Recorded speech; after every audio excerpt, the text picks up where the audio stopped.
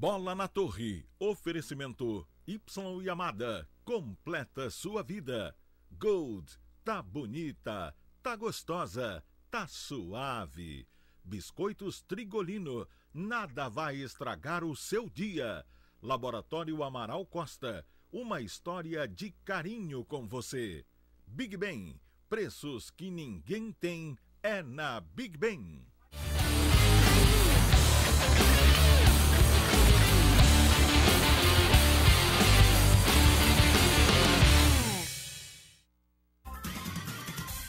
Salve, salve, minha gente, um grande abraço, bom dia, invadindo a madrugada da sua segunda-feira com mais um Bola na Torre pela RBA TV, canal 13. E aqui conosco, Valmir Rodrigues, Gerson Nogueira e recebendo hoje com muito carinho aqui e todo o nosso respeito ao nosso querido Carlos Alberto Domingues Castilho, comentarista Bola de Ouro da Rádio Clube, hoje engrandecendo a nossa mesa para também falarmos um pouquinho e avaliarmos essa temporada que está indo embora, principalmente para o futebol do Pará, embora na primeira divisão ainda teremos mais uma rodada, mas tem decisão da Copa do Brasil no meio de semana, a temporada ainda não acabou oficialmente, mas para o futebol do Pará, ela foi encerrada neste final de semana, com a participação do Remo, do Paysandu na Série B do Campeonato Brasileiro. Vamos aqui para a tela LG conferir os resultados da rodada, dessa última rodada, 38ª, e a classificação final da competição. Boa 2, ABC 0, Criciúma 2, CRB 1, Luverdense 2, Mogi 0, Oeste 0, Paysandu 0, Ceará 1, Macaé 1, o jogo que salvou o Ceará, né? E o Paysandu, Macaé 0, 1-0 para o Ceará. Santa Cruz 3-1 no Vitória, Botafogo 0-0 com o América Mineiro, Sampaio Corrêa 1, Paraná 1, Bragantino 0, Náutico 2, Bahia 1, Atlético Goianiense 0. Agora, a classificação final. Os que subiram, Botafogo, 72 pontos, Santa Cruz, 67, Vitória, 66, América Mineiro, 65. Subida do Santa Cruz foi extraordinária, vamos já falar sobre isso. Aí o Náutico em quinto, Bragantino sexto, Paysandu em sétimo, com 60 pontos. Oitavo, Sampaio Corrêa com 58, nono Bahia, que despencou na tabela, com 58, Luverdense 54. Virando a página, CRB com 54, Criciúma 49, 12º, Paraná 13º, Atlético Goianiense com 46, Ceará em 15º com 45, espetacular essa recuperação, e 16º Oeste com 44 pontos. Voltaram para a Série C, Macaé 17º com 43, ABC com 32 em 18º, o Boa 19º com 31 e o Mogi, que marcou apenas 23 pontos na 20ª colocação. Aí, a classificação final, quem subiu, quem desceu estava mais ou menos ali, né, delineado, só o Macaé que acabou surpreendendo, porque o Macaé em determinados momentos estava até em 11º, 12º, também despencou, e nessa última rodada, com a vitória do Ceará contra o próprio Macaé na disputa direta da vaga, o Ceará com 46 mil torcedores no Castelão acabou ficando com a vaga. Já a gente vai falar sobre isso. Mas antes, a gente vai acompanhar aqui uma matéria especial feita pelo Lino Machado, que acompanhou com os torcedores do Paysandu a despedida bicolor, a despedida do Pikachu contra o Oeste, lá em Osasco ontem. Vamos ver a matéria do 0-0. O último jogo bicolor na Série B foi com um sentimento de missão cumprida. Não subiu, mas com folga se manteve na segunda divisão e o torcedor prestigiou. O torcedor que é torcedor é aquele que vai assistir o time, independente do motivo, independente da ocasião. E o torcedor ficou atento no jogo. Um primeiro tempo sem gol, 0-0. Segunda etapa, olhos vidrados na TV com os torcedores concentrados. O placar de 0-0 persistiu no segundo tempo, com a torcida esperando uma melhor sorte em 2016. A gente espera o Paysandu fazer uma campanha melhor do que fez, né? E torcer para que seja vitoriosa. A diretoria promete trabalhar para isso. Desde outubro, novembro, 2016 já vem sendo planejado com o pessoal do futebol e a gente espera que em 2016 a gente tenha uma melhor sorte, né, e consiga aí nossa grande meta, que é a Série A. Pois é, quem vê o Alexandre Pinha aí lembra do Patrulheiro, né? Grande atacante bicolor. Sem dúvida alguma, um 0-0 que acabou melancólico, né? Sem muitos lances. Na verdade, o principal lance do Paysandu foi com o próprio Pikachu, mas o 0-0 é aquele tom de despedida, Gerson, Valmir e Castilho, sem o que disputar ali, só para o Oeste, né? Que ainda valia... E é uma pena que o Oeste não caiu, né? Porque ficaria perfeito essa queda aí, tirando o ABC, que é um time de massa, mas sinceramente, Boa, Mogi Mirim, Macaé, quem é o outro? Não, o ABC, né, que acabou caindo, mas seria melhor tirar o ABC, que é um time de massa, e botar o Oeste, que sinceramente esses 4 não somam absolutamente nada. Olha, o jogo foi tão ruim, a gente comentava que no olho, né? muitos desses jogadores aí do Paysandu tinham uma motivação, que era tentar segurar, né, um contrato para 2016.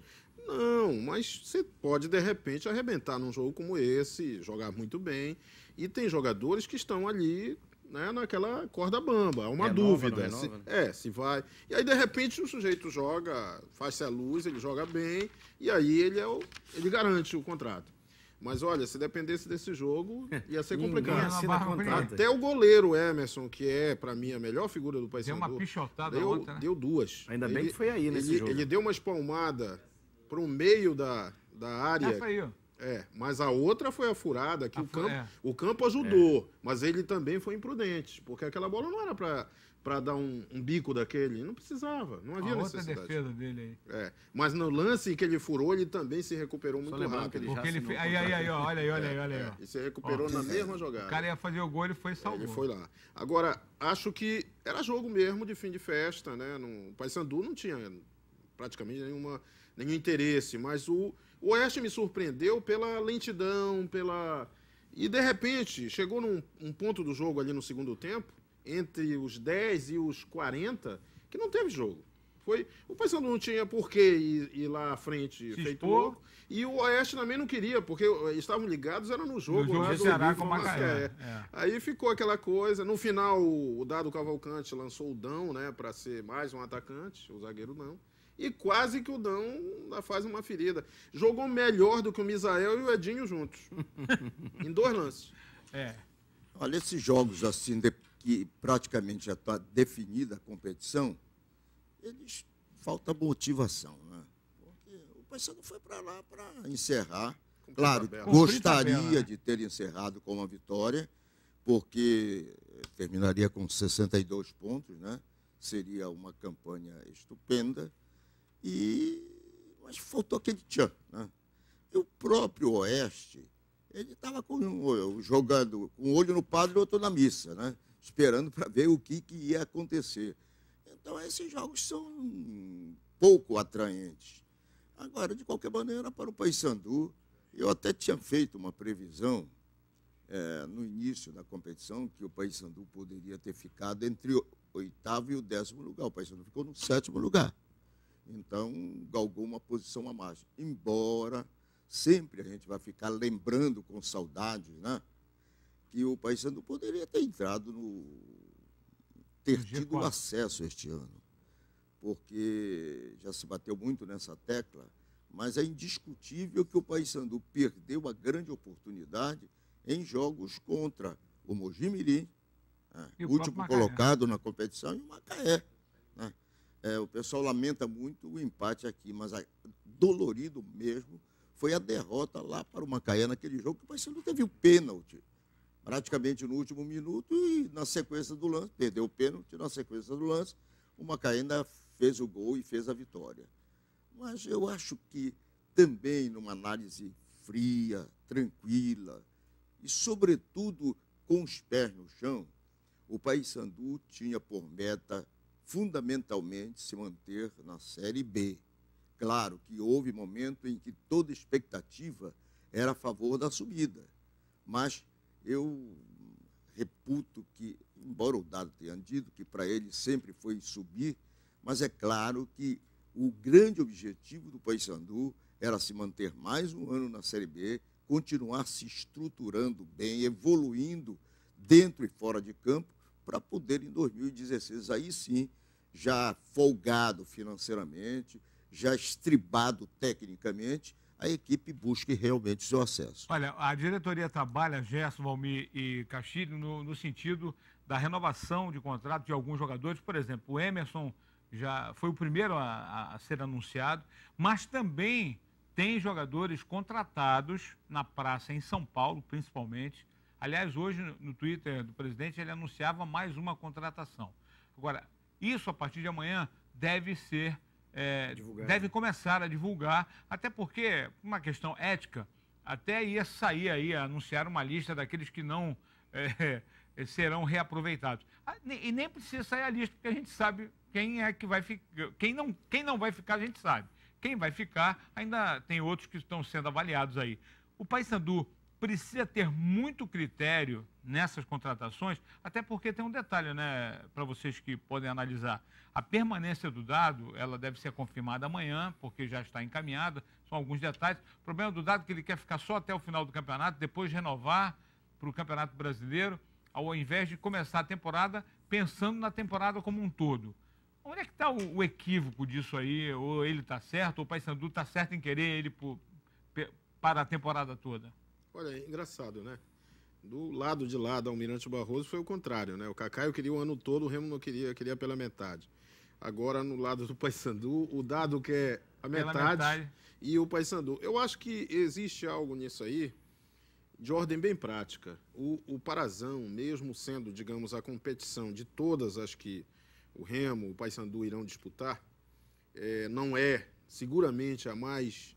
né, emblemática, mais atraente. Que mais dá brilho nos olhos. Exato. Mas ela derruba técnico. E o Dado talvez tenha observado muito bem que neste ano de estreia dele aqui, ele fracassou no Campeonato Paraense e ele viu a pressão que houve. Quase ele caiu. Ele sabe que não resistirá se fracassar de novo. E não adianta ter contrato de um ano. Esse é o ponto. Aliás, ele deu uma entrevista ontem dizendo falando sobre isso. E a cobrança do atual do Paysandu, que há 2 anos não ganha nada a nível de título. Mas não é o contrato dele, é o contrato de qualquer técnico no Brasil, é que não tem validade. Não adianta botar um ano, que o que vai determinar a permanência dele são os resultados. Sobretudo os clássicos. Sim, os clássicos, esses nossos clássicos também se derrubam muito, né? Você pode perder tudo, não pode perder o reparo. Tanto é que nós temos tanta viúva de negro que dá muito certo em clássico, mas no geral não dá. Agora, minha opinião, eu acho o técnico melhor que o elenco. Eu acho que o Dado, ele como técnico, ele é melhor que o elenco. Não sei se um elenco melhor que o técnico, o Paysandu conseguisse o que conseguiu. Porque o Dado, a gente tem que ressaltar, ficou jogando sem um homem de criação, meia, ficou procurando o tempo inteiro, não conseguiu jogar.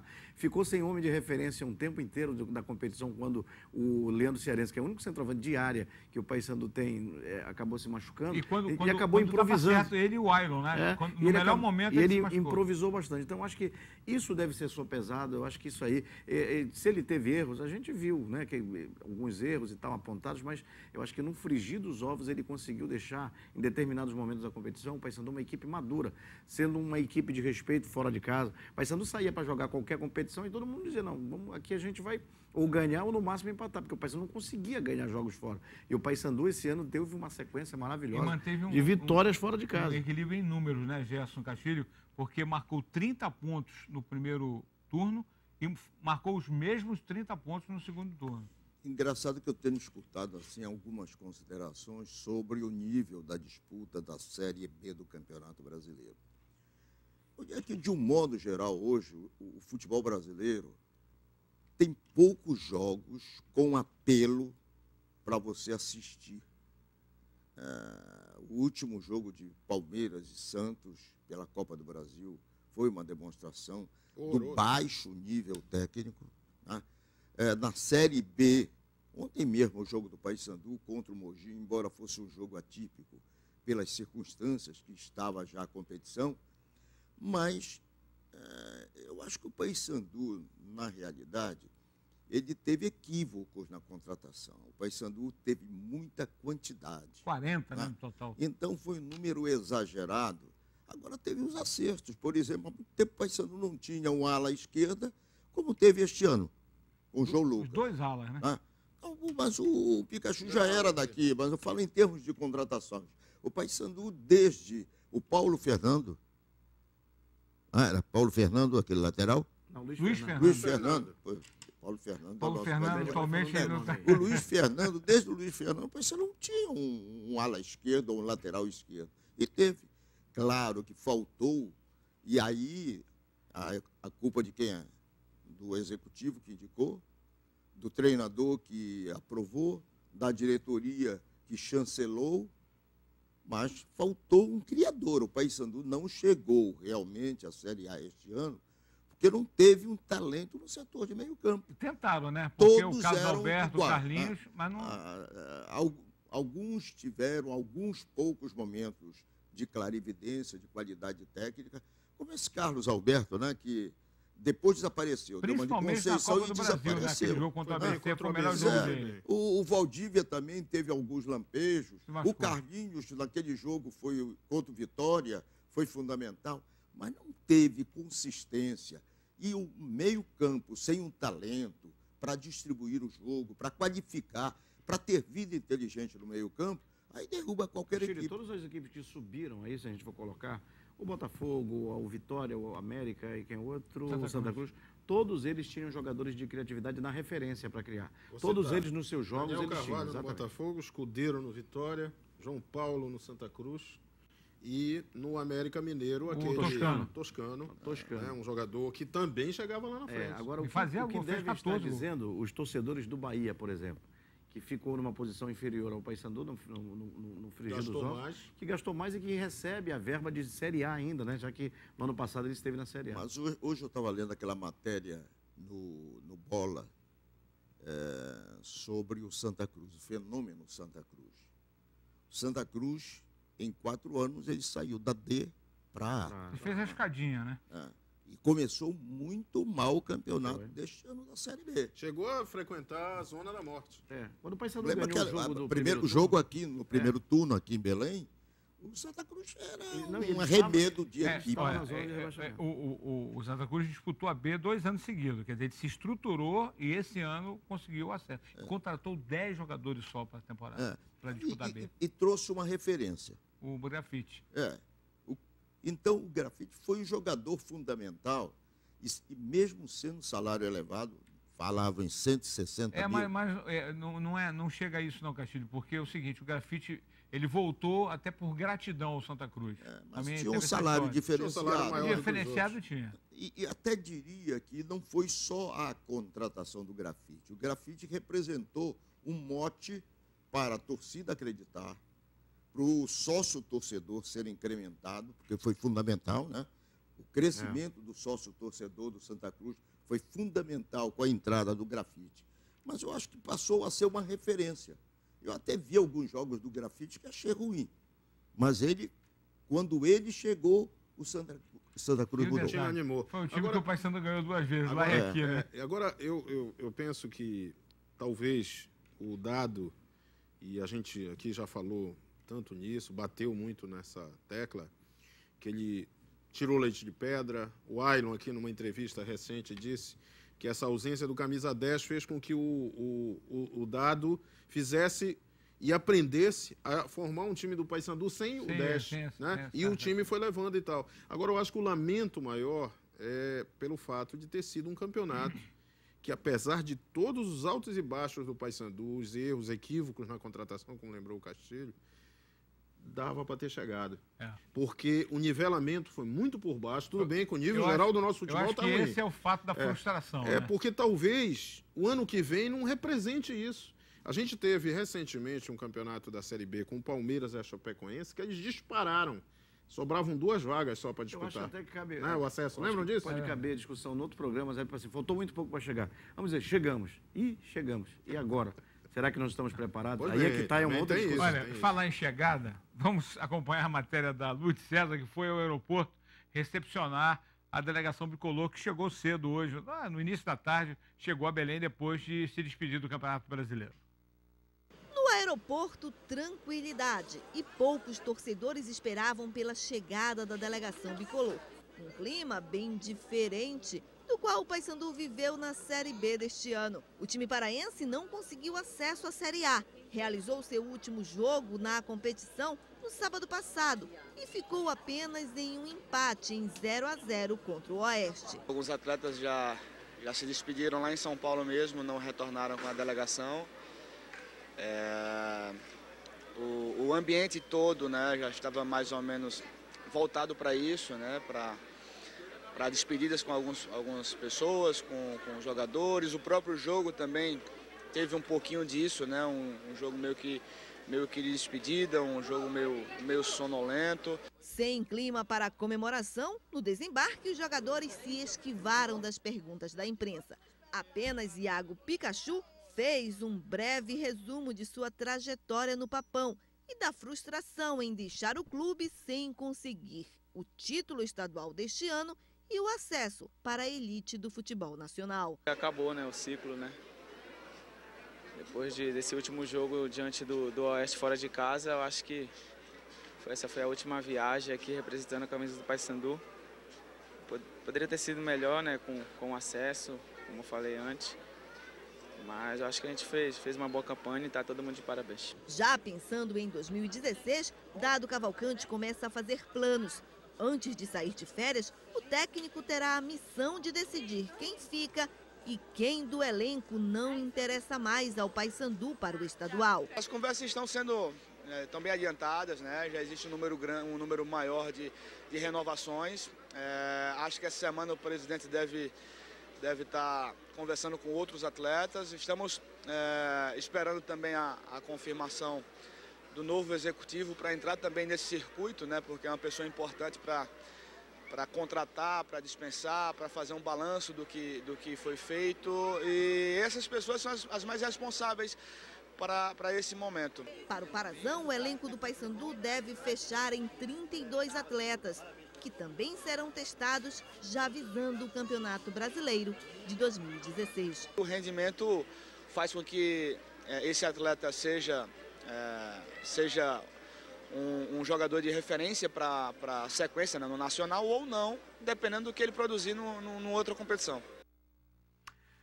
Algumas explicações e agora ficam as dúvidas, né, do que pode acontecer a partir de amanhã, daqueles que irão chegar, dos que vão sair. E a pergunta que a gente continua fazendo desde domingo passado, quando o Pikachu esteve aqui conosco: aonde vai jogar Iago Pikachu? Hoje, várias notícias davam conta de que ele acertou com o Vasco. Agora, como ele quer jogar a Série A, como é que ele vai para o Vasco? Se o Vasco está com a mão no caixão. Realmente... Eu acho que esse negócio do Vasco é para despistar, o assunto eu também é outro. Eu acho que o assunto é outro. Ele pode estar na mesma cidade, mas... Foi estranha aquela história do pai dele lá com o Eurico, né? Aquilo ali até hoje, né? Mas eu acho o seguinte... Acho que foi uma tentativa também. Não, lógico. Mas eu penso assim, eu acho que só aqui como palpiteiro, esse é o nosso papel numa situação dessa, mas acho que para o Pikachu o ideal era um clube que gostasse de investir em jogadores novos, sem muito nome ainda. O Santos, por exemplo, que é um time que hoje se especializou nisso, em jogadores, né, que emburilar.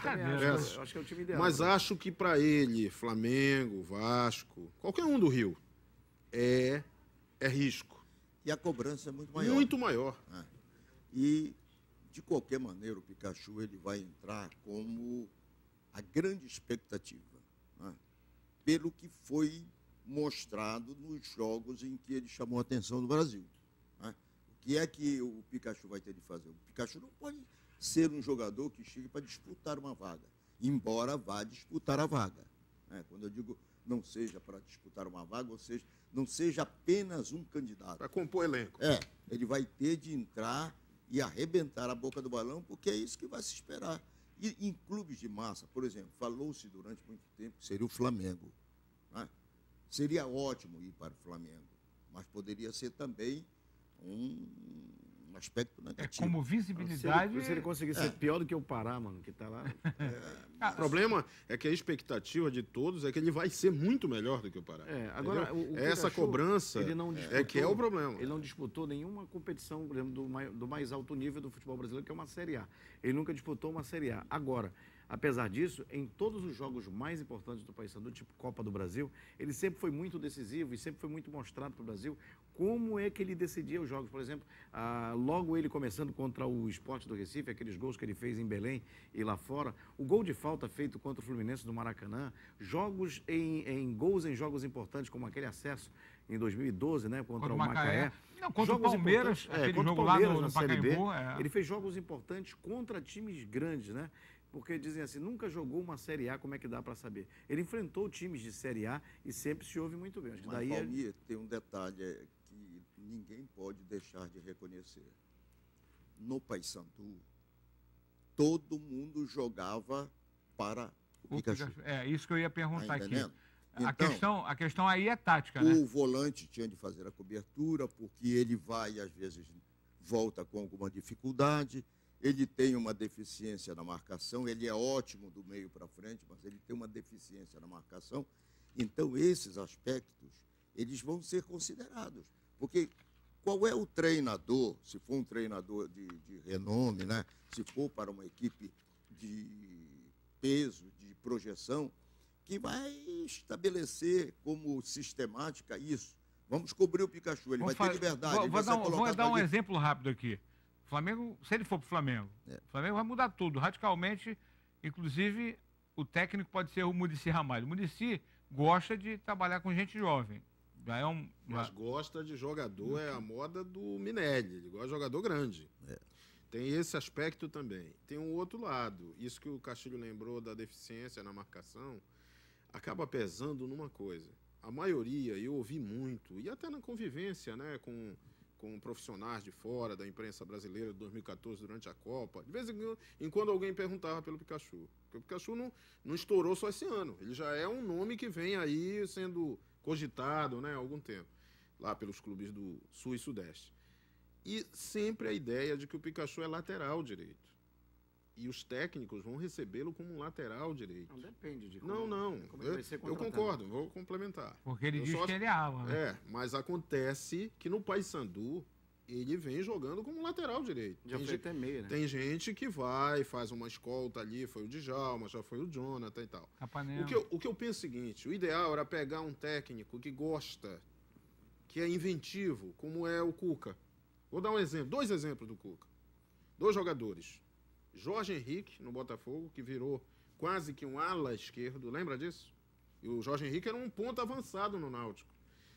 E o Luan no Atlético. O Luan no Atlético era um lateral. E aí ele deslocou ele para o meio, e hoje o Luan é um atacante sem função fixa. E o Cuca transformou o Luan num jogador fundamental para o Atlético. O Pikachu tem até essas características. E às vezes é até mais habilidoso. Porque é um jogador que chuta, que bate falta. O grande problema foi aquela história que o Pikachu sempre disse, que ele não gosta de jogar lá na frente, ele gosta de ir de trás. E aí cria um problema. Você lembra que o Mazola tentou fazer isso? Bem, entre gostar e alguém descobriu o potencial dele. Sim. Já teve jogador que começou de centroavante e terminou de zagueiro. Falou que era até mais interessante ele ir para uma equipe, vamos dizer, de médio porte. Dessas que apostam em jogadores mais novos e de grande potencial. O Atlético Mineiro também seria também um Atlético, verdade, essa, né? Verdade. E até fala-se que seria também um clube mineiro. Chegou a ser lembrado, né? Por exemplo, o Sport Clube do Recife, que fez uma campanha excelente na Série A. Seria outra grande oportunidade para ele também. Então, a escolha, só acho que se for o Vasco, se permanecer o Vasco, como tudo indica na Série B, vai jogar na Série B de novo. Aí é trocar 6 por meia dúzia. É verdade. Olha, a gente falou em Série B e no início comentou sobre essa recuperação do Ceará, que foi espetacular, que veio desde o início ali entre os últimos colocados e nessa reta final conseguiu sair, voltou, saiu, voltou. E o mais importante, na última rodada, na briga direta com outro também candidato ao descenso, teve a sorte de jogar em casa e vencer. 46 mil torcedores no Castelão no sábado à tarde e o Rafael Costa de pênalti fez o gol. Vamos dar uma olhada no gol aí do Ceará? Olha aí. e jogando de azul. Deu sorte jogando de azul o Ceará. Aliás, ele vem jogando assim. Jogou contra o ABC assim também. Mas contra o Atlético Goianiense ele tomou um ataque lá, foi jogar de preto, aliás, de branco. Caixão e vela preta pra ele. Agora era legal o lance do penal, porque houve o toque, mas o atacante, ele mergulhou.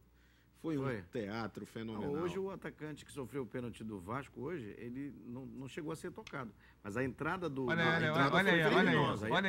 que coisa linda. Agora você disse aí, o Tomaso, que ele deu sorte para decidir em casa. E o Fortaleza, que já decidiu 3 vezes em casa. Pois é. E todas as 3 vezes entregou a rapadura. Tanto que o Fortaleza... Olha que beleza essa imagem. O Fortaleza, ele vai ter que cumprir... não sei quantos mandos de campo na competição, na Série C. Quebra lá. No jogo que desclassificou lá, que ele perdeu a vaga, os caras quebraram cadeira, quebraram tudo.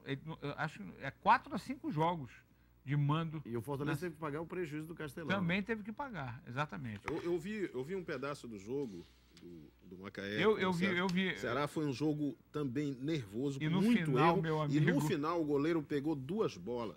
Uma delas...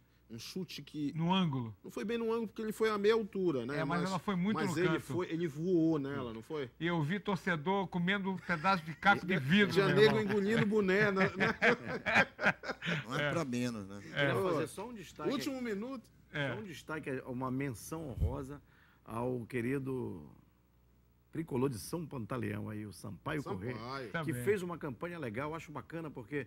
É um time que a gente considera que não é do Norte, mas é do chamado Meio Norte, né? Que é um time que já passou por tantos problemas, que tem uma torcida muito legal e que tem um estádio bom para jogar, que não fez feio na competição e que tem um time interessante do meio para frente. Eu achei, aliás, venceu o Paysandu, empatou uma em casa e venceu lá em São Luís. Foi um time muito bom. Escrevi fiz uma análise da Série B na minha coluna de hoje, e o meu craque, eu já tinha votado nisso na internet, para mim foi o Nadson.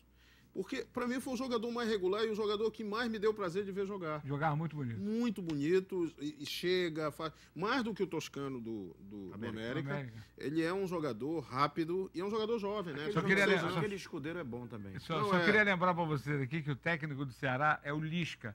Que fazia tremenda onda no Náutico, foi dispensado, foi pro Ceará e recuperou o Ceará.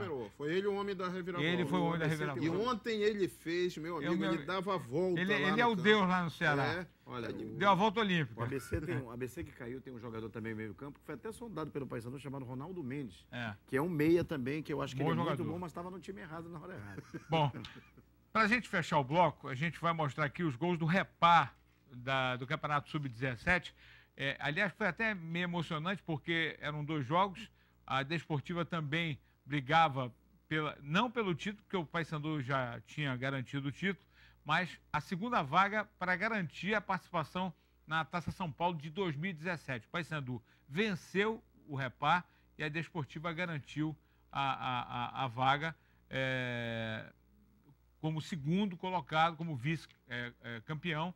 E a gente vê aqui os gols do Repar, né? O Repar é sempre o Repar, disputado do Mangueirão. O Paysandu abriu 2-0. O Aslen fez logo no início do primeiro tempo. Olha que beleza. Avenida, né? Avenida São João. Agora, uma pena estádio vazio, jogar sem torcedor. Esses garotos não têm, né, aquela expectativa de jogar com o estádio cheio. Tivemos registro de encontro de torcida lá de rivais, a turma brigando como sempre, né? Esse é que é o grande problema. Tiros. Alain vai fazer 2-0. Esse é o primeiro tempo ainda. Mas também, olha essa. Não, mas o lateral lá... Nas costas aqui, vacilou, né? Essa é a chamada bola nas costas, né? Aí o Alain. Foi só correr pro abraço, né? Até o alambrado ficou para trás. E o Remo no segundo tempo com a Amauri vai descontar, vai diminuir. O Remo ainda teve chance até de empatar o jogo, mas o Paysandu foi superior. Você nota que o forte dos 2 rivais aí nessa disputa não era a defesa, né? Tava olhando aí. E aí o Coronel Nunes esteve lá para entregar o troféu de campeão. É uma camisa meio retrô com aquele escudo ali, né? Mas essa aí é o segundo uniforme, né? A camisa... Aí a festa bicolor. O Remo é a segunda vez que fica fora da Copa São Paulo, né? Este ano ele vai ficar, porque vai, ano passado no ano que vem também. Interessante que o Remo, embora o Remo não tenha disputado nos últimos 2 anos e não vai disputar em 2017, ele tem um manancial muito bom de jogadores. Aí tem revelado, né? Muitos jogadores. Na verdade, a Copa também ela sofreu uma transformação muito grande, né? Ela virou realmente ali um supermercado, né? Virou um balcãozão de negócio, né?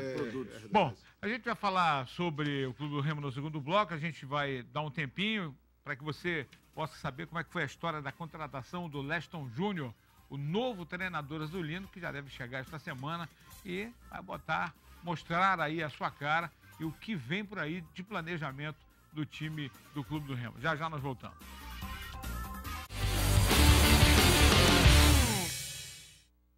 Terça do Genérico Big Ben. Toda terça, as melhores marcas de genéricos com qualidade garantida e preços que ninguém tem. Economize. Terça do Genérico é só na Big Ben. TV e som e TV. LG em 10 vezes sem juros é na Yamada.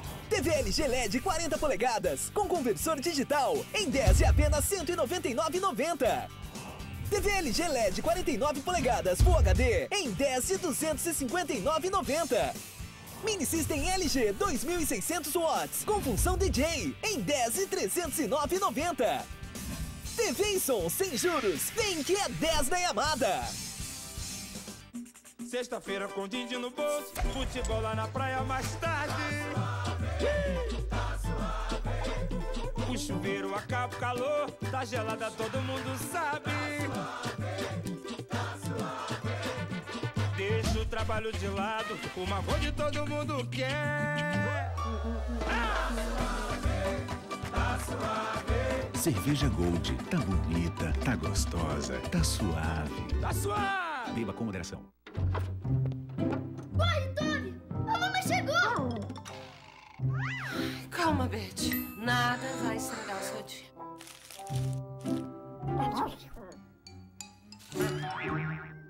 Paulinho, Toby! Surpresa! Nada vai estragar o seu dia. Biscoitos Trigolino. Eu aprendi muito cedo que dedicação é uma forma de amor. E decidi dar novos passos em direção ao sonho que um dia foi do meu pai e hoje é meu. Dediquei meus dias a fazer mais e melhor. O tempo fez o seu trabalho e me mostrou que eu não poderia ter seguido outro caminho, senão o do meu coração. Terça do Genérico Big Ben. Toda terça, as melhores marcas de genéricos com qualidade garantida e preços que ninguém tem. Economize. Terça do Genérico é só na Big Ben. Pra onde está indo a sua poupança? Ou elas não estão indo para lugar nenhum? Pare de contar com a sorte, comece a poupar. Quer saber como? Acompanhe a série Vida Moderna em nossa programação, com 4 especialistas tirando todas as suas dúvidas sobre poupança. Mudar de vida é mais fácil do que você imagina. Realização Diário do Pará. Patrocínio Banco da Amazônia. Poupança premiada do Banco da Amazônia, R$100 mil em prêmios para você. Sábado, dia 12 de dezembro, no Hangar 1, Hot Classics traz pra você Village People. Venha reviver os clássicos da era disco com uma das maiores bandas de todos os tempos. Nos pickups, os DJs Rodrigo Mutran e Kleber Barros. A apresentação Luciano Manga. É sábado, dia 12 de dezembro, no Hangar 1, Village People, no Hot Classics. Ingressos, Locos Jeans de todos os shoppings. Mesas, Boulevard Shopping, segundo piso. Informações, 30840110. Patrocínio Tijuca. Coordenação Marco Evento. Apoio Rodeio. A Quase Tudo da Mamãe mostra o seu estilo encantador de mãe e sua beleza de mulher. Looks charmosos que tornam ainda mais especial a futura mamãe, mostrando a beleza que ela tem. As melhores grifes e tendências para você se sentir elegante e confortável. Prepare-se para a melhor fase da sua vida, na Quase Tudo da Mamãe. Única como você, Pedro Miranda e Augusto Montenegro. O Diário dá um toque na sua cozinha e traz pra você uma super fritadeira com superfície antiaderente, borda e cesto de aço inoxidável, tampa de vidro e 2 colheres de madeira. Para adquirir a sua, basta recortar a cartela, mais o primeiro selo que será encartado no dia 6 de dezembro e colecionar os selos que sairão diariamente. E com mais R$ 29,90. Troque nos dias 15 e 16 de dezembro na loja Tem Classificados da RBA Almirante Barroso. Promoção válida enquanto durar os estoques. Realização Diário do Pará. Alô, galera de Belém do Pará! Aqui quem tá falando sou eu, o Tiro Lipa, e eu venho aqui convidar vocês para o meu show. Enchendo o seu saco de risadas. Domingo 13 de dezembro, às 20 horas, no Hangar. Ingressos à venda no quiosque da Celcard, no segundo piso do Boulevard Shopping. E no site celcard.com.br. Tiro Lipa, com o seu novo show. Enchendo o seu saco de risadas. Informações 989891950.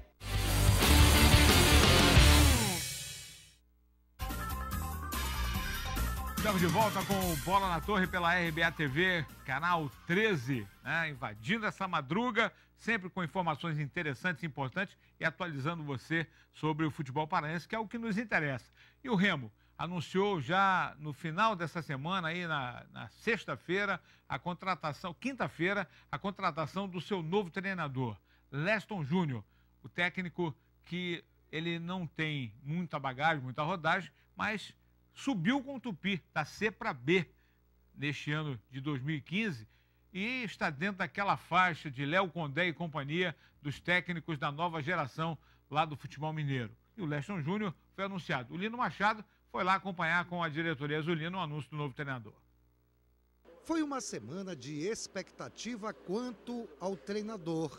Na quinta-feira, enfim, foi anunciado Leston Júnior, treinador que, segundo André Cavalcante, se enquadrou em alguns perfis do Remo. Um técnico jovem, com ideias bastante novas, inovadoras, um perfil vencedor principalmente. E quando se fala vencedor, não necessariamente com títulos nesse momento, mas principalmente com acessos. Haja visto que nosso principal objetivo em 2016 é o acesso à Série B do Campeonato Brasileiro. O novo técnico já tem data para vir a Belém conhecer o novo clube. Nesta quarta-feira ele vai estar aqui em Belém para começar o planejamento da temporada 2016. Montagem da comissão técnica, haja visto que ele só vai vir com seu auxiliar. Nós devemos aproveitar todos os profissionais que estiveram aqui na temporada de 2015. Logo depois disso, ele já vai receber, inclusive, antes, uma relação de todos os jogadores do elenco de 2015 que vão permanecer para 2016. E a partir daí, dessa quantificação de jogadores, logicamente que ele vai saber que ele vai precisar de 1 ou 2, 3 em determinadas posições. E aí, depois que se fechar esse quantitativo, vai se passar a conversar sobre nomes. Mas mesmo antes da chegada do técnico, a diretoria vem trabalhando nas renovações. Alguns já renovaram, outros estão se valorizando. Com acesso, todos os jogadores vão procurar sua valorização. Então tem alguns que nós vamos conseguir negociar o patamar que o Remo acha justo e outros que vão querer algo a mais. E aí, infelizmente, nesses casos, se não der para a gente chegar a um acordo, aí a gente vai ter que liberar o jogador para ele procurar o melhor para si. Nesta conversa com o André Cavalcante, que integra a comissão de futebol, uma pergunta inevitável: como anda a campanha para a presidência do clube, sabendo-se que o diretor é pré-candidato? Nesse momento eu já pedi, inclusive, para nós não tocarmos nem nesse assunto de eleição no Clube do Remo. Eu acho que quando você toca em eleição, você passa a falar em projetos pessoais, e eu não quero falar em projetos pessoais, eu quero falar e focar nos interesses do Clube do Remo. No momento certo, se viesse a marcar essa eleição daqui a uma semana, um mês, seja lá, quando for determinado, ou pelo presidente da Assembleia Geral ou pelo Condel, aí nós vamos analisar junto com o nosso grupo para ver se realmente o melhor para o Remo será nós lançarmos nossa candidatura. A reunião do Condel vai ser na quarta-feira, dia 2, e a gente espera que lá nós já tenhamos um panorama melhor sobre isso. Eticamente, eu acho que a postura dele é correta. Se ele está compondo uma diretoria de futebol, ele não pode estar usando, né, essa possibilidade de ser um pré-candidato. Eu acho que o Remo tem que analisar muito bem, parar com essas divisões de facções. O Remo ele tem que ser forte e unido. E o momento é agora. Se antes a situação era ruim e não se havia perspectiva, agora a situação é diferente. Gerson, Valmir e Castilho, porque o Remo tem um calendário, ele vai ter uma temporada, tem um novo treinador e pode ter novos jogadores, embora esteja renovando, eu diria assim, pontualmente com jogadores importantes que compuseram o elenco na temporada. Eu acho que a grande novidade aí é o Leston, né? Que, para nós, mesmo com essa referência da subida lá no Tupi, é, como diria Roberto Avalone, um imenso ponto de interrogação, né? A gente pode chegar aqui e arrebentar, né? Ser o grande Midas aí no Remo. Mas, por enquanto, a ideia que se tem é de um treinador que está iniciando, nunca dirigiu, como nós falamos há pouco... Clube de massa, né? Um clube de massa. E, olha, isso não é pouco, não. Isso conta. Porque tem pressão envolvida, né? Agora... Você perder 2 jogos seguidos no Tupi não é a mesma coisa de perder 2 aqui no Remo. Principalmente se for clássico pelo meio do caminho, né? Olha, eu divirjo dessa situação. Eu acho, por exemplo, levando em consideração o milagre que aconteceu este ano, e não pode ser tirado dessa condição. Foi milagre. O Remo conseguiu título paraense por milagre. O Remo conseguiu ser finalista da Copa Verde por milagre. E o Remo chegou à ascensão para a Série C por quase milagre. A minha consideração. Por quê? Porque nós temos de convir o seguinte: todo mundo hoje é viúva do Cacaio. As viúvas do Cacaio eram as mesmas que achavam que o Cacaio ele era o incentivador, o motivador, mas que não tinha consistência técnica. E aqui para nós, o Remo jogou o Campeonato Paraense, a Copa Verde, a Copa do Brasil e o Campeonato Brasileiro da Série D sem definir um padrão de jogo. Qual foi o jogo que o Remo, tecnicamente, jogou bem? Contra o Nacional lá em Manaus. Foi o melhor jogo. Né? Então, o Remo contrata agora um treinador, não conseguiu nada, ele conseguiu subir contra o Tupi, meu velho. O que é que o Remo pretende? Não é subir? Ele foi buscar um treinador que é vitorioso no acesso. Aí ele é novo, o dado não é novo. Então nós estamos saindo daquela velha condição das raposas velhas do futebol brasileiro, que chegam aqui com uma carrada de jogadores. Já ouvi dizer que ele gosta de trabalhar com a divisão de base. Se vai dar certo ou não, são outros 50. Que ninguém sabe se vai dar certo. E o Remo põe para respirar um cara com ares novos. Pois é, traz uma filosofia diferente. Ele tem um site dele. Quem quiser entrar lá pode entrar para ver as características dele. Na sexta-feira passada, os colegas da Rádio Clube, lá do Portal Arquibancada, conversaram com o Eduardo Monsanto, que é apresentador da ESPN. Ele é de Juiz de Fora e ele conhece o Leston. E ele falava que é um dos mais promissores técnicos. O Remo acertou na contratação e ele conhece bem o cara. Ele tem um programa na Band que alguém do Sul estava indicando ele para o Internacional na saída do Aguirre. Então ele só tem boas referências. Eu acho que o Remo, de repente, a teoria, a prática pode até não se confirmar, mas teoricamente o Remo faz uma boa aposta. Chegaram aqui treinadores renomados. O Zé Teodoro, quando chegou aqui, o que é que ele vinha trazendo? Um cabedal de ter subido, de feito um grande trabalho no Santa. E o que aconteceu? Não aconteceu nada. Não, se o Zé Teodoro não sai, o Remo não... Então, mas o que eu quero dizer é o seguinte, é que vaticínios no futebol não existem. Né? Nem o Si, né, Caxias? Então, o Remo está trazendo, na minha ótica, como eu vejo, como o Valmir destacou aí, um treinador novo, que deve ter ideias novas, que deve gostar de trabalhar. Ele não conhece o futebol paraense, mas ele viu o Paysandu jogar. Olha, vai trazer só o auxiliar, não está exigindo lá... Sim. Vai então, aproveitar o futebol paraense é jogado em campos adversos. Tá? Mas o Remo tem uma espinha dorsal hoje. Fernando Henrique, Max, Henrique, Ciro Sena. Chicão, Ciro. Esse nem julgo tanto. Mas o Ciro Sena renovou. O Paraíba. Então, são jogadores que conhecem. O Eduardo Ramos tem um pré-contrato Eduardo Ramos, se ficar. O Elton já renovou. Então, ele vai pegar jogadores que estão acostumados a disputar. E neste ano, diferentemente dos anos anteriores, O Campeonato Paraense para o Remo é importante, mas não é o mais importante. Ah, o mais importante para o Remo este ano é o acesso para a Série B. Ele se estruturar para fazer um grande campeonato brasileiro.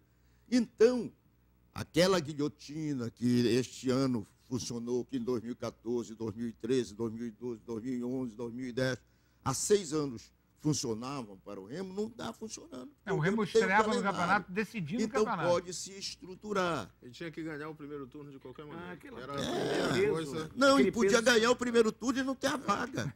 Porque chegou para decidir com o Independente. Se o Independente ganha aquela final, ele estava fora. O primeiro turno era uma questão estratégica, psicológica, porque se ele não ganha o primeiro, o segundo era uma verdadeira tragédia, guerra. Então, o que eu quero primeiro é salientar. Não estou referendando a contratação do Leston. Não é. Eu acho que é um perfil interessante. Vou aproveitar para dizer que eu também não estou rejeitando a contratação. Eu estou deixando as coisas, pelo menos do meu jeito, no plano da observação e também um pé atrás. Eu vi... Já me é simpático saber que o Remo traz um cara, como diz o Castilho, com novas ideias, um cara novo que deve sacudir isso aí. Eu acho isso legal. Agora, essas novas ideias, eu acho muito simpático. Essas novas ideias, esse planejamento, elas têm que partir de fora também para dentro do campo, né? Não é só o técnico. Eu acho que isso tudo é muito legal, é muito moderno, inclusive. Alguns gostam de falar moderno, até para ficar mais moderno ainda. Mas eu continuo com a minha visão de, para mim, é um ponto de interrogação. Para vocês não é. Qualquer treinador é um ponto de interrogação. Não, claro que é, lógico que é. Se o Dado, por exemplo, que fez um bom campeonato brasileiro, fizer um mau campeonato paraense, aí não fica. Não, mas eu falo do ponto de interrogação, Castilho, como referência. O Dado para 2016 não é mais um ponto de interrogação. Mas sim, mas o que eu estou dizendo hoje, o Dado não é. O Dado, você conhece o Dado. O Dado fez uma campanha. O Givanildo, por exemplo, se vem, não é uma ponto de interrogação. Né? O Zé Teodoro não era ponto de interrogação. Isso se transformou ponto final. O que eu quero dizer é o seguinte. O Campeonato Paraense, mesmo na condição que se apresenta para o Remo, diferente do que sempre foi nos últimos anos, que era realmente uma imensa espada sobre a cabeça de qualquer treinador. Vai ser tão importante quanto. Não adianta. Se levar cacete em repá, dança. A gente sabe disso. Se levar 2, então... Esquece. Dança 2 vezes. Mas dança de um lado e dança do outro. Mas nós estamos falando de um lado só. Mas eu estou falando de um lado só. Eu estou falando agora do lado do Leston. Como eu falei ainda agora do Dado. Porque o Dado, aliás, está se antecipando a isso e já está prevendo um contrato menor. Justamente por causa disso, né? Até porque a capital do futebol paraense em 2016 é Santarém, que tem 3 representantes. Talvez não jogue lá, né? Mas é a capital. Não, mas parece que vai jogar, as coisas estão encaminhando para que o Barbalhão esteja preparado lá. Inclusive, estão anunciando até a abertura do campeonato para lá, dia 31. Seria muito bacana. Tomara que dê tudo certo. E justo, né? Agora, essa luta do Remo para dentro de campo, ela é tão grande quanto fora, porque o Remo conseguiu um ajuste nesse projeto conciliado da Justiça do Trabalho, que é uma sombra negra, né, que acompanha, né, o Remo nesses últimos anos em função de dívidas. O Danilo Pires acompanhou, junto com o jurídico do Remo, essa reunião no Tribunal de Justiça do Trabalho, e a gente mostra aqui no Bola na Torre. Para evitar problemas como a possibilidade de leilão devido à dívida com a Justiça Trabalhista, que hoje soma mais de 10 milhões de reais, o Clube do Remo participou de um dia de conciliação com seus credores, com o objetivo de negociar e diminuir seus débitos. A conciliação ela é um meio mais rápido de solução do litígio e, além disso, são as partes que constroem a solução do processo, daí a sua grande importância. Não é o Estado que impõe a decisão, são as partes que solucionam o processo. O maior credor do Leão é Henrique Lobato, com 27 processos, entre eles dos ex-jogadores Magrão, Sandro Silva, Finazzi e Landu, por exemplo, além do técnico Charles Guerreiro, totalizando aproximadamente 5,5 milhões de débito. São 27 processos, não se pode resolver rápido. Mas pelo encaminhamento aí, eu acredito que o clube do Nós e o clube do Remo consigamos chegar a um termo e acordar, conciliar em todos esses 27 processos. Doutor Henrique Lobato, realmente nós fechamos um acordo com todos os processos dele, são 27, que equivale a mais ou menos 55% do passivo do clube. Hoje apareceram outros jogadores também que estão com vontade de fazer acordo, como o Nicolau Barros, Carlinhos Dornelles, Jean. Temos a intenção de manter esse projeto para 2016. Para todos os meses fazermos essas negociações com o dinheiro proveniente do bloqueio de renda, para que a gente possa amortizar esse passivo cada vez mais. Os azulinos acreditam que o ano de 2016 deva ser melhor financeiramente para o clube, com os acordos concretizados. Vai ter um ano cheio de competições até o final. Temos a possibilidade de, com casa cheia, fazermos esse recolhimento para cá. E com esse dinheiro desses bloqueios, seja de patrocínio, seja de renda de jogo, usar nesse projeto conciliar para poder fazer acordos e reduzir essa dívida. E aí a folga é muito grande. Nossa intenção é que 2016 seja um ano de cumprimento de acordos com esses bloqueios, para que o Remo tenha um ano tranquilo. Esse que foi o grande problema. A bola de neve se formou em função dos vários acordos não cumpridos. Agora, o Henrique Lobato tem nada... A gente não pode ter nada quando ele está fazendo o papel dele como advogado. 57 processos, 5 milhões e meio, 27, perdão, 27, 5 milhões e meio. Finazzi, que veio aqui, não deu um chute, mas ele avisou que não dava para ele. Não dava para jogar. Um detalhe, no caso do Finazzi tem um agravante, o Finazzi recebeu, o Remo não pegou o comprovante de que ele tinha recebido, e ele em seguida entrou na justiça. Mas aí é o caráter, né? Mas eu acho que já houve um passo importante, porque esse acordo, o que é que acontece? Os valores estavam retidos lá no tribunal. Então, dos valores retidos no tribunal, já conseguiram amortizar, vai ser feito um escalonamento das diversas dívidas. E, a partir daí, o Remo acordou que vai entrar a verba do patrocínio, vai entrar... mas vai liberar a verba da arrecadação.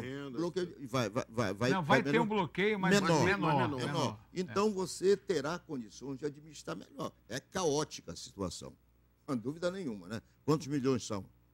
13, quase 13. Então é muito difícil. Mas pelo menos você... Agora, tem de cumprir.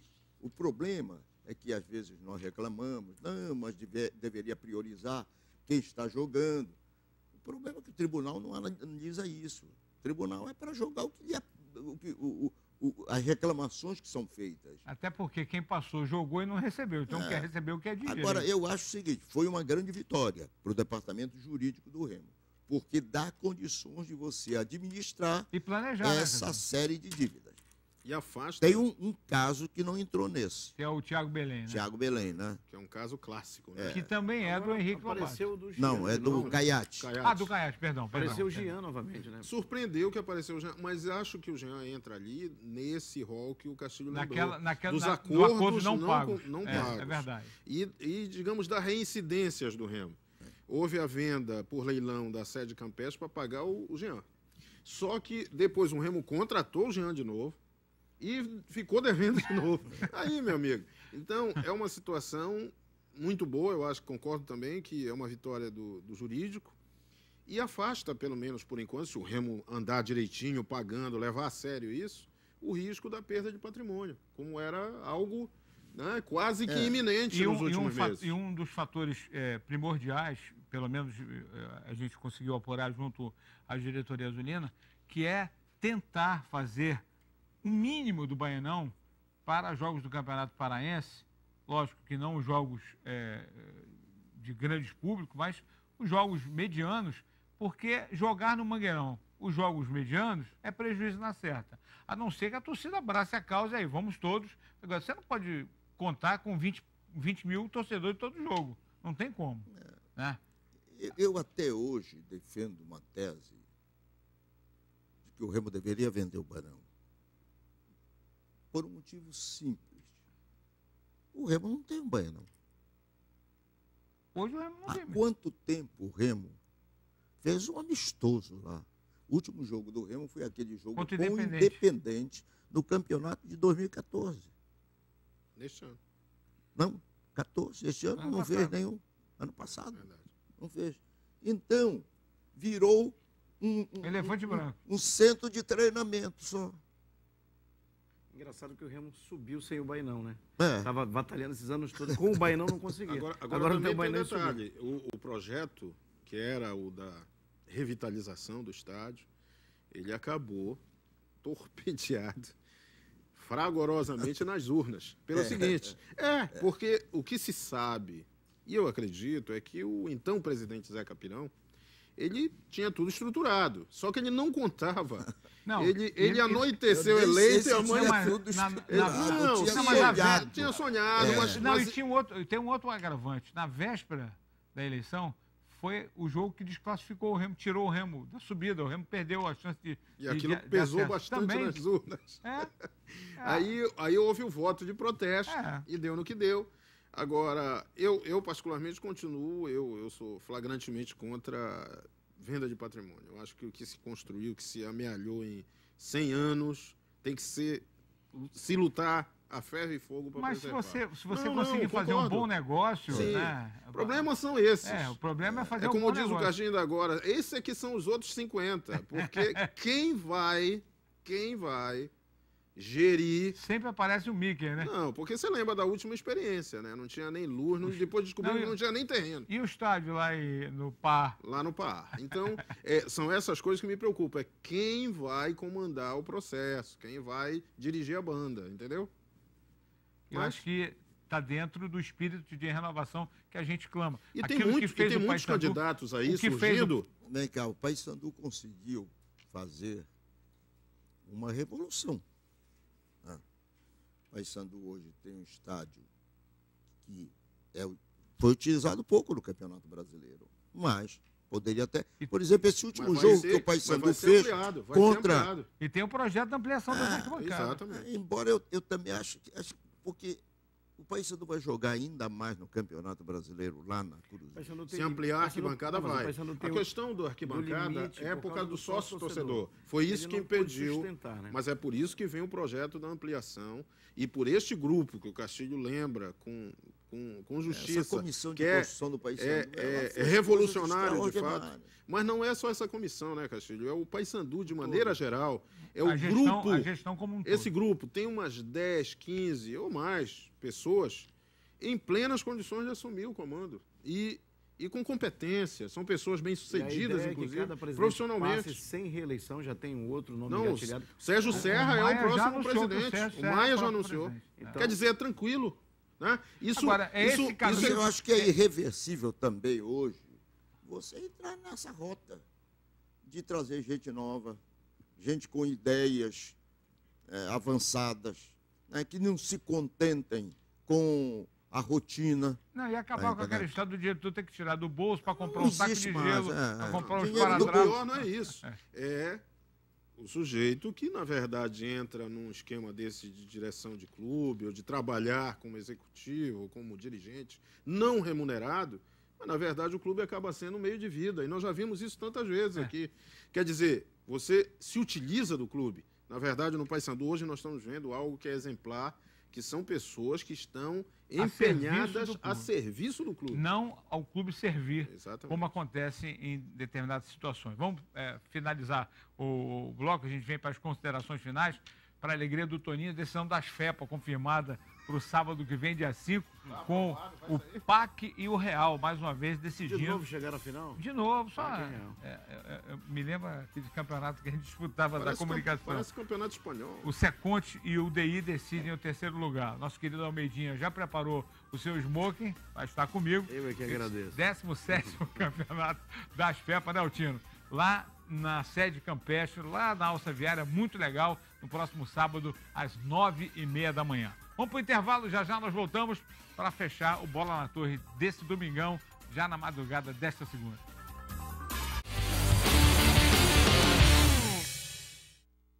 Terça do genérico Big Ben. Toda terça, as melhores marcas de genéricos com qualidade garantida e preços que ninguém tem. Economize. Terça do genérico é só na Big Ben. TV e som e TV. LG em 10 vezes sem juros é na Yamada. TV LG LED 40 polegadas com conversor digital em 10 de apenas R$ 199,90. TV LG LED 49 polegadas Full HD em 10 de R$ 259,90. Mini System LG 2600 watts com função DJ em 10 de R$ 309,90. TV e som sem juros, vem que é 10 na Yamada. Sexta-feira com din-din no bolso, futebol lá na praia mais tarde. O chuveiro acaba o calor, tá gelada, todo mundo sabe. Deixa o trabalho de lado, uma Gold todo mundo quer. Tá suave. Cerveja Gold, tá bonita, tá gostosa, tá suave. Tá suave. Beba com moderação. Corre, Toby! A mamãe chegou! Calma, Beth. Nada vai estragar o seu dia.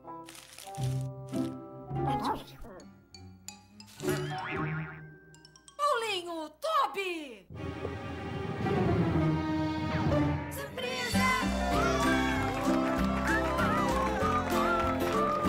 Nada vai estragar o seu dia. Biscoitos Trigolino. Eu aprendi muito cedo que dedicação é uma forma de amor. E decidi dar novos passos em direção ao sonho que um dia foi do meu pai e hoje é meu. Dediquei meus dias a fazer mais e melhor. O tempo fez o seu trabalho e me mostrou que eu não poderia ter seguido outro caminho, senão o do meu coração. Terça do genérico Big Ben. Toda terça, as melhores marcas de genéricos com qualidade garantida e preços que ninguém tem. Economize. Terça do genérico é só na Big Ben. Faça a sua assinatura semestral do Jornal Diário do Pará e leve as seguintes opções: um anuário ou um conjunto de facas mais conjunto de ferramentas Tramontina, ou ainda um conjunto de facas mais 2 relógios. Assinatura semestral por apenas R$ 220 à vista e você ainda pode dividir em 6 vezes no cartão. A promoção é válida até 15 de janeiro ou enquanto durarem os estoques. Ligue e assine 4006-8000. Realização Diário do Pará. No mês de aniversário da Quase Tudo do Bebê, quem recebe o presente é você. A cada R$200 em compras, você tem a chance de estourar o balão e ganhar descontos de 10% a 50% na hora. E o Festival de Berços continua. Berço Cama 100% MDF, apenas R$ 569. Berço 3 em 1, somente R$ 399. À vista ou em 6 vezes sem juros. Venha comemorar com a Quase Tudo do Bebê. Pedro Miranda, Cidade Nova e Augusto Montenegro. O maior fenômeno teen da atualidade está chegando em Belém. Larissa Manoela, cantando os maiores sucessos da novela Cúmplices de um Resgate. Domingo 13 de dezembro às 16 horas no Anga. Ingressos à venda no quiosque da Celcard no 2º piso do Boulevard Shopping e pelo site celcard.com.br. Informações 989891950. Realização Mega Eventos.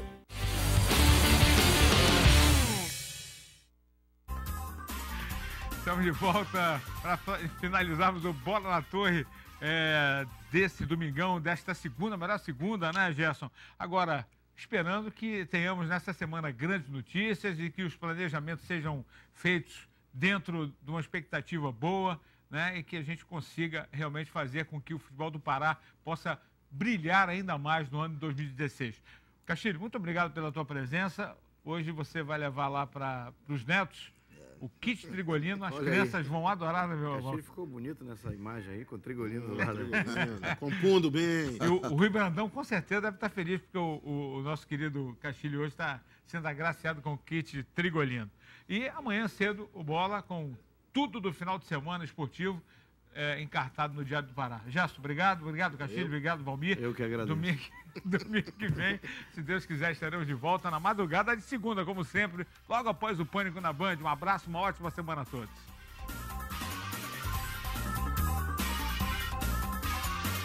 Bola na Torre, oferecimento Y Yamada, completa sua vida.